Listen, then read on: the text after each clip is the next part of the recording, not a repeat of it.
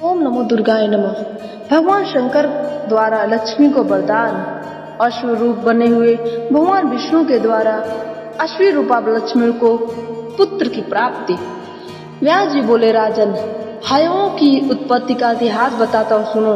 एक बार लीला में भगवान विष्णु ने लक्ष्मी जी को घोड़ी बनने का शाप दे दिया। उनकी प्रत्येक लीला में रहस्य होता है, उसको वे ही जानते हैं। श्री लक्ष्मी जी को इससे क्लेश तो बहुत ही हुआ, परंतु वे भगवान को प्रणाम करके तथा उनकी आज्ञा लेकर मृत्यु लोक में चली गई। और जहाँ सूर्य की पत्नी ने पूर्व समय में अत्यंत कठिन तप किया था, वहीं भगवती लक्ष्मी घोड़ी का रूप धारण करके रहने लगी। वहीं शुभ नामक स्थान के उत्तर तट पर यमुना और तमसा नदी का संगम था। संपूर्ण मनोरथ पूर्ण करने वाले उस स्थान को सुंदर वन सुशोभित कर रहे थे। वहीं रहकर भगवती लक्ष्मी, जो सबकी कामनाएं पूर्ण करते हैं तथा जिनका मस्तक चंद्रमा से अलंकृत रहता है, उन त्रिशूलधारी भगवान शंकर का एकाग्र चित्त से ध्यान करने लगी। जिनके 5 मुख और 10 भुजाएं हैं, भगवती गौरी अर्धांगिनी बनकर जिनकी शोभा बढ़ा रही है, जिनका कर्पूर के समान गौर शरीर अत्यंत प्रकाशमान है, जिनका कंठ नीला और 3 आंखें हैं, जो बाघंबर पहने और हाथी के चर्म की चादर ओढ़े हुए हैं, जिनके गले में नरमुंड की माला सुशोभित है तथा जो सांप का जग्गो पवित्र पहने हुए हैं, उन भगवान शंकर के ध्यान में लक्ष्मी जी संलग्न हो गई। उस पावन तीर्थ में रहकर सुंदर घोड़ी का रूप धारण करके उन्होंने बड़ी कठिन तपस्या की। राजन, भगवान शंकर का ध्यान करते हुए लक्ष्मी के मन में पूर्ण वैराग्य उत्पन्न हो गया था। देवताओं के वर्ष से 1000 वर्ष तक उनकी तपस्या चलती रही। तदंतर 3 नेत्र वाले भगवान शंकर प्रसन्न होकर बैल पर चढ़े हुए पधारे और उन्हें साक्षात दर्शन दिया। साथ पार्वती जी भी विराजमान थी। उस समय विष्णु प्रिया महामाया लक्ष्मी जी घोड़ी के रूप में विराजमान होकर तप भगवान शंकर ने अपने गणों सहित वहां पहुंचकर उनसे कहा, हे कल्याणी, हे जगदम्बे, तुम क्यों तपस्या कर रही हो? मुझे इसका कारण बताओ, क्योंकि तुम्हारे पतिदेव संपूर्ण मनोरथ पूर्ण करने में समर्थ एवं अखिल लोक के अध्यक्ष हैं। देवी, श्री हरि को जगत को स्वामी माना जाता है। ऐसे मुक्ति प्रदान करने वाले जगत प्रभु भगवान वासुदेव को छोड़कर तुम मेरी आराधना क्यों कर रही हो?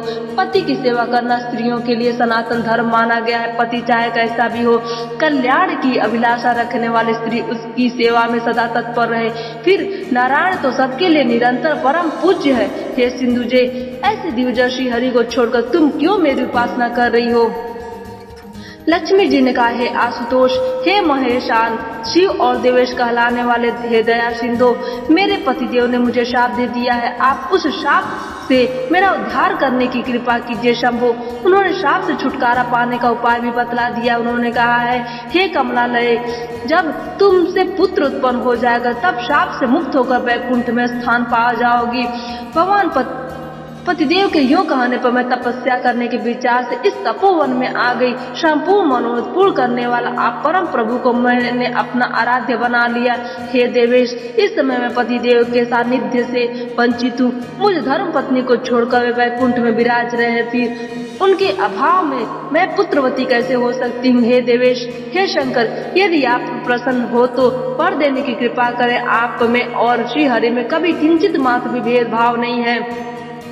गिरिजा को प्रेम प्रदान करने वाले प्रभु, मैं पतिदेव के पास थी, तभी से मुझे यह रहस्य ज्ञात है। जो आप है वही वे हैं और जो वे है वही आप है, इसमें किंचित मात्र संदेह नहीं है। हे महादेव, आप दोनों महानुभाव एक ही हैं, यह समझकर मैंने आपका चिंतन किया, अन्यथा आपकी सेवा करने से मैं दोष की भागनी बन जाती।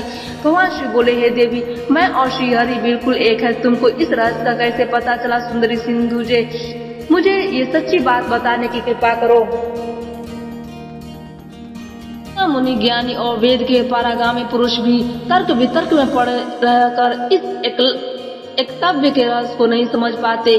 मेरे बहुत से भक्त भगवान विष्णु की और उनके भक्त मेरी निंदा करने में सदा तत्पर रहते हैं। हे देवी, कलयुग में इस बात की बड़ी विशेषता रहेगी।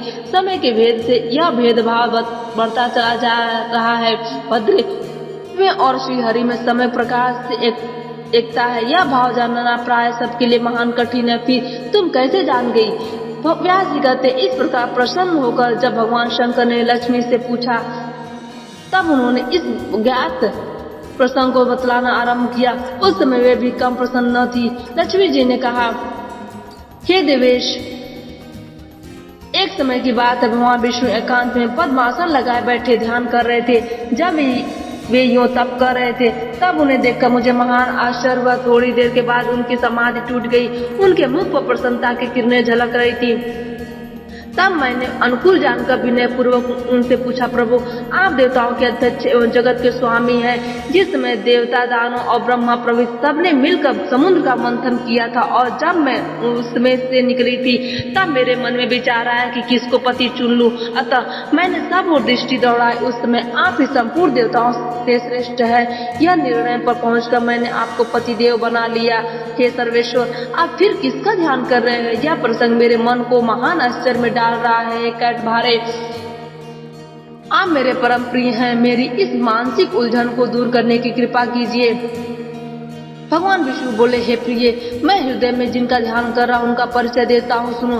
पार्वती पति भगवान शंकर सबसे प्रधान माने जाते हैं, परंतु प्रसन्न हो जाना उनका स्वाभाविक गुण है। उन देवादिदेव के पराक्रम की कोई सीमा नहीं है। कभी तो ऐसा होता है कि त्रिपुरासुर का वध करने वाले वे देवेश मेरा ध्यान करते हो, कभी मैं उनका करता हूँ। उनका प्रिय प्राण मैं हूँ और मेरा प्रिय प्राण वे है। हम दोनों का चित्त परस्पर गुथा हुआ है, अतः दोनों में किंचित मात्र भेद नहीं समझना चाहिए। हे विशालोचने, जो भगवान शंकर से द्वेष करते हुए मेरे भक्त हो ही नहीं सकते, किंतु नरक में जाना उनके लिए अनिवार्य है। मैं यह बिल्कुल सत्य बता रहा हूँ। हे पार्वती पते, एकांत में मेरे पूछने पर सर्वसमर्थ देवादिदेव भगवान विष्णु यह प्रसंग स्पष्ट रूप से मुझे सुना चुके हैं। अतः श्री हरि के अभिन्न प्रेमी जानकर मैं आपका ध्यान कर रही हूँ। हे महेशान, आप ऐसा कीजिए जिससे मेरे पति देव का मिलन सुलभ हो जाए। व्यास जी कहते, लक्ष्मी जी का यह कथन सुनकर त्रिपुर वक्ता भगवान शंकर ने मधुर वचनों से उन्हें आश्वासन देते हुए कहा, सुंदरी धैर्य रखो, मैं तुम्हारी तपस्या से परम संतुष्ट हूँ। तुम्हारे पतिदेव तुमसे अवश्य मिलेंगे, इसमें कोई संदेह नहीं है। वे जगदीश्वर मुझसे प्रेरित होकर तुम्हारी कामना पूर्ण करने के लिए अश्व का रूप धारण करके यहीं पधारेंगे। मैं उन मधुसूदन श्री हरि को इस प्रकार उत्साहित करूंगा जिससे वे अश्वरूप धारण करके यहाँ आ जाएंगे। शुभ्रू, तुम उनके जैसे पुत्र की जननी अवश्य होगी। तुम्हारे पुत्र के सामने सभी लोग मस्तक झुकाएंगे और वह भूमंडल का राजा होकर रहेगा। हे महाभागे, पुत्र प्रसव करने के पश्चात तुम तुरंत अपने पति देव के साथ बैकुंठ चली जाओगी और पुनः तुम्हें उनकी प्राण प्रिय रूप में रहने का सौभाग्य सुलभ हो जाएगा। तुम्हारा वह पुत्र एक वीर नाम से प्रसिद्ध होगा। उसी के भूमंडल पर हया संज्ञक क्षत्रियों की वंशावली विस्तृत होगी। हे सिंधुजे में विराजमान रहने वाली परम देवी भगवती जगदम्बा की समय प्रकाश से शरण ग्रहण करो। व्यास जी कहते हैं, इस प्रकार लक्ष्मी जी को वरदान देकर गौरीपति भगवान शंकर पार्वती सहित अंतर ध्यान हो गए। लक्ष्मी वही रहकर भगवती जगदम्बा के अत्यंत मनोहर चरण कमल का ध्यान करने में तत्पर हो गई। पति देव हय का रूप धारण करके यहाँ कब पधारेंगे, इस प्रतीक्षा में प्रेम पूर्वक गदगद बाणी से वे बार बार श्री हरि की स्तुति करती रही। व्यास जी कहते, लक्ष्मी को वर देकर भगवान शंकर तुरंत कैलाश चले गए। वहां पहुंच जाते ही भगवान शंकर ने परम बुद्धिमान चित्र रूप को दूत बनाकर लक्ष्मी का कार्य सिद्ध करने के लिए वैकुंठ भेज दिया। भगवान शिव ने कहा, चित्र रूप, तुम श्री हरि के पास जाकर उनसे मेरी बातें कहो। तुम्हें ऐसा यत्न करना चाहिए जिससे वे अपने प्रिय पत्नी श्री लक्ष्मी देवी का शोक दूर करने में संलग्न हो जाए। भगवान शंकर के कहने पर चित्र रूप तुरंत वहां से वैकुंठ के लिए चल दिया। वैकुंठ बड़ा ही उत्तम धाम है। वहां पहुंच गए। वहाँ बहुत से वैष्णव पुरुष निवास करते हैं।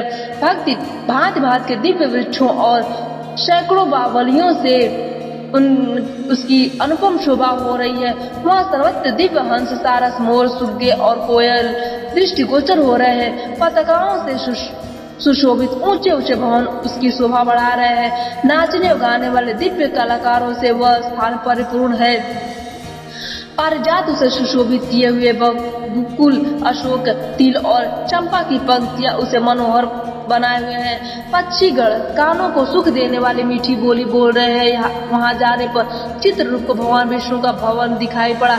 वहां जय और विजय नामक दो द्वारपाल हाथों में छड़ी लेकर विराजमान थे। चित्र रूप उन्हें प्रणाम करके कहने लगा।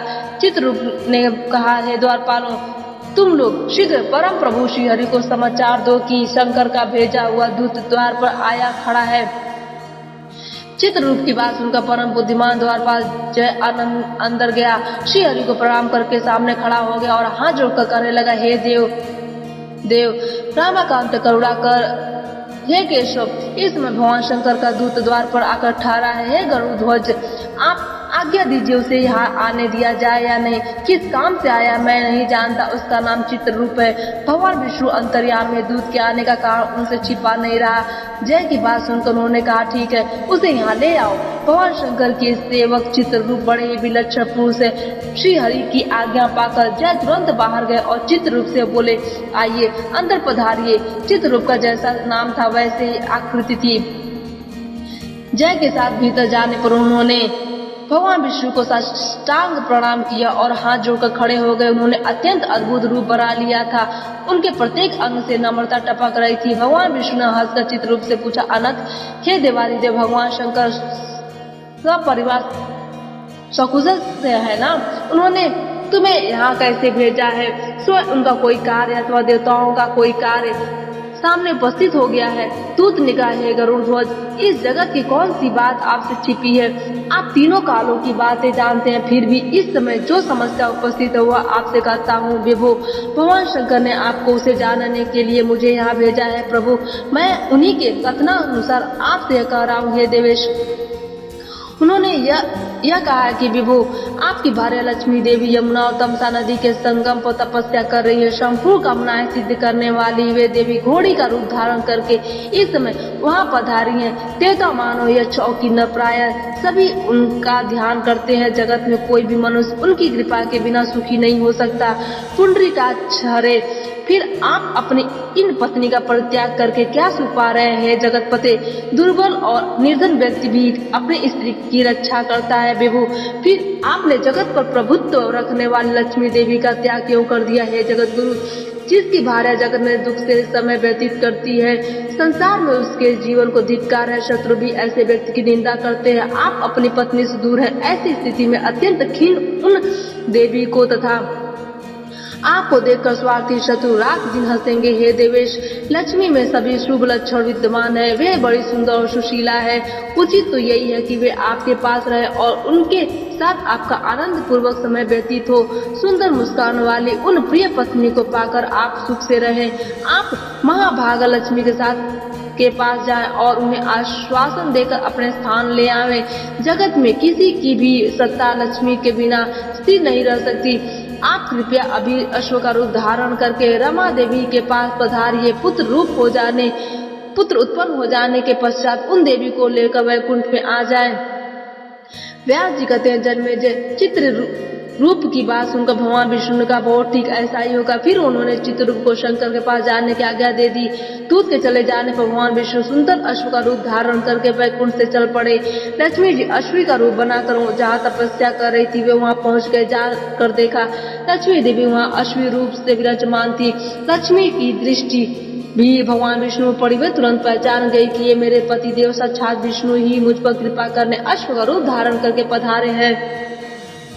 उनकी आंखों में आंसू झलक आए। यमुना और ता के संगम को सब लोग पवित्र मानते हैं। उसी स्थान पर भगवान विष्णु और लक्ष्मी का परस्पर मिलन हुआ। अतः अश्वी रूप धारण लक्ष्मी जी अत्यंत स्वच्छा हो गई। वहीं उन्होंने एक अनुपम गुण संपन्न सुंदर पुत्र उत्पन्न किया। तदंतर भगवान विष्णु ने हंसकर लक्ष्मी जी से कहा, अब तुम अश्वी का शरीर त्याग कर पूर्वक दिव्य देह धारण कर लो। अपने वास्तविक दिव्य शरीर धारण करके वैकुंठ चलेंगे। हे सुलोचने, तुमसे उत्पन्न हुआ यह कुमार यहीं रहे।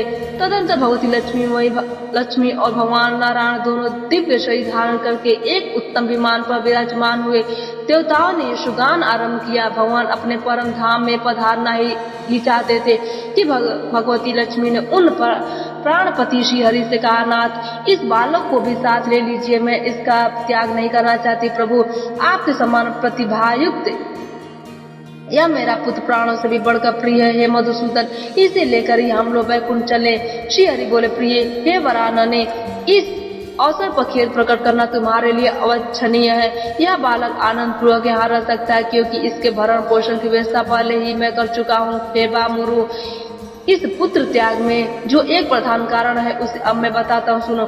भूमंडल पर ययाति के वंश में तुर्वसु नाम से एक राजा है। उनके पिता ने उनका लोक प्रसिद्ध नाम हरिवर्मा रखा है। इस समय वे नरेश पुत्र की इच्छा से पवित्र तीर्थ में तपस्या कर रहे, उन्हें तप करते हुए पूरे 100 वर्ष व्यतीत हो चुके हैं। हे कमलालय, उन्हीं राजा हरिवर्मा के लिए मैंने यह पुत्र उत्पन्न किया है। शुभ्रू, राजा के पास जाकर हम लोग उन्हें यहाँ भेज देंगे। प्रिय पुत्र की अभिलाषा रखने वाले उन्हीं नरेश को यह बालक सौंप देना है।